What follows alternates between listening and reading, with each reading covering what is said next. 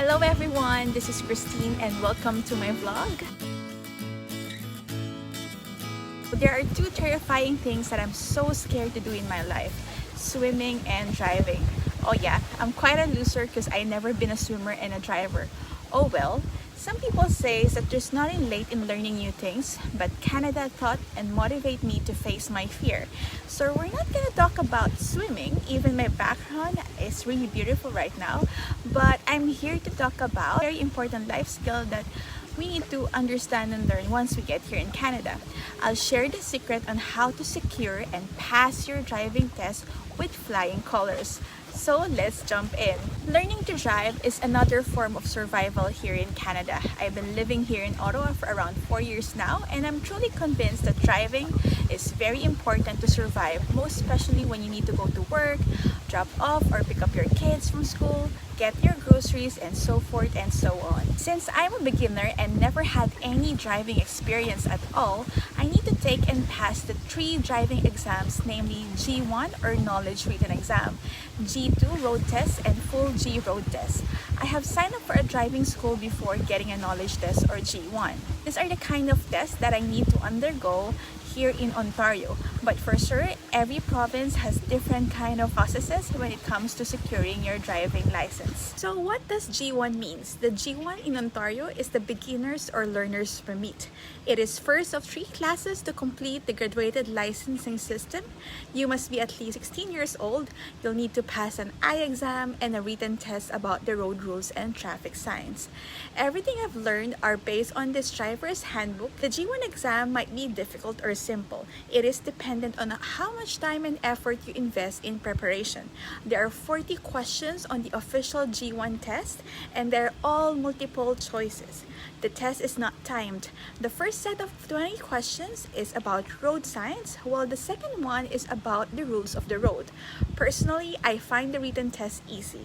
As long as you know the road rules and signs by heart, you'll be fine. So I took the G1 in 2019. I had attended a driving school and took some driving lessons.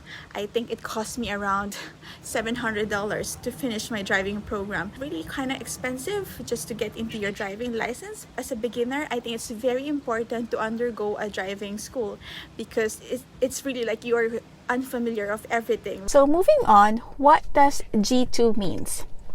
If you are a new driver trying to get your G2 license for the first time, you have to wait 8 to 12 months after you pass the G1 written exam.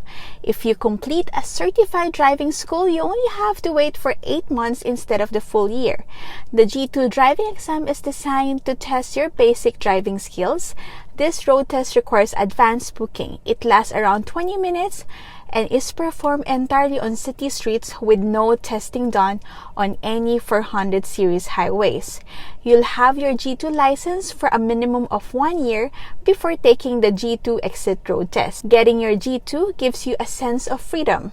It's the first time you will be able to drive alone, and you'll have fewer driving restrictions. You can also get your own car insurance in Ontario.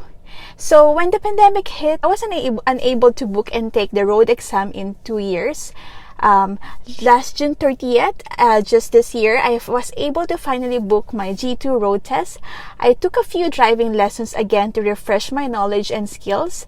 It's a total of 6 hours, which is like 2 hours per class on a weekend. It's very expensive. I paid the instructor like $60 per hour. And then during the road test, I've used our own vehicle. It's an electric car because it's too expensive to rent the car from my instructor. He was charging me for around like 250 Canadian dollars. So I'll tell you now what happened on my G2 road test. So what's happening during the exam? So road test took 20 minutes. So mine was delayed for another 30 minutes because the student before me got caught on an accident while taking the exam. So can you imagine the pressure that time for me? I was feeling nervous, and I felt more nervous because a student before me just got into an accident while taking this exam. So, however, my husband just said to me that look at the brighter side because that means the examiner would lower its expectation from me because the other one before me already got into trouble. So kind of worked. I think during those time I was able to calm my nerves because I waited for so long to the point that I already forgot the feeling of being nervous. So what's on the exam? So first they asked me to do parallel parking. That was a very tough one because I am not really so good about it, but I still made a way. It wasn't perfect. The thing with parallel parking is you have to always remember not to hit the curb. So if you hit the curb, then totally you really failed the exam. So thank God I didn't hit the curb. So somehow I was okay, and that was the first instruction that was given to me. I was thinking that would be the last part of my exam. The examiner had asked me to do parallel parking right away. Some people would say they would ask you to do reverse parking or parallel parking, but in my case I was asked to do parallel parking. So you have to take note that you have to learn both reverse and parallel parking. I was asked to do the 3-point turn, which is the easiest one. So this is very easy, low brainer. You learn it right away, and then you will be also asked to do downhill or uphill parking. And same thing, same rule with the parallel parking. You don't really have to hit the curb and you will be fine. You have also to consider the speed limit, because each streets, or if you're in the main road, you have different speed limit. And I feel that I was really conscious of the speed limit, because I've heard some students had failed their exam because some of them are too slow or some of them are too fast while driving. So for me, I really make sure that I'm really following the speed limit. You really have to learn it by heart. When is the best time you change your limit or your speed limit, and you will see right away the signs across the streets. Always check your rear and side view mirrors. Very important. They have a rule that it should be done like every 5 seconds, and when during the road exam you have to be somehow exaggerating it.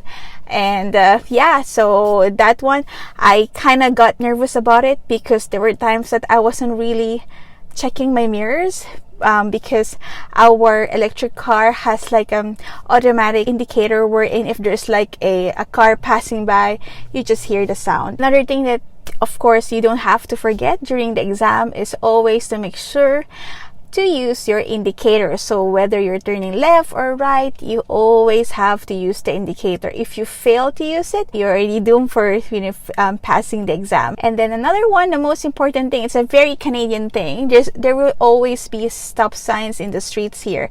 So you have to make sure that you always go on a full stop. You always look left and right, and to make sure the road is clear before you make your move. Don't think that I'm an instructor. I am not. I am just telling you guys and sharing you guys the things that was asked, things that I know that helped me pass my road exam. So me as a beginner, I'm telling you, I don't know anything about driving. I just really go with the flow and really just try my best to learn how to drive. You also have to make sure that you're familiar with all the buttons or functions of your car, because if he asks you to use the indicator, if there's a rain, you have to do the wiper thing. So all these things has to be done, and it's only you who should be really familiar with your car. And last but not the least, this certainly helped me a lot to gain my confidence, is to make sure that you find time to do a practice drive test in your driving test location. Trust me, it really helped a lot. And just relaxing your nerves during your road test, that would really also make it, it's easier said than done. You will get there. Once you get there, you will feel that you'll be okay, comfortable and confident.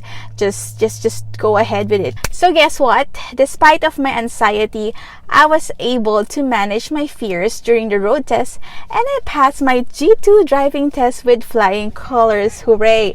So such a liberating experience. I couldn't really perfect my parallel parking, but I'm sure there's plenty of room to improve the skill. Why do you look so happy? What happened? I flunked it. No? I nailed it. You nailed it? And who would have thought that I'll be able to drive here in Canada? I haven't even thought about that. But Canada makes me realize to break your cage and get to know more myself better.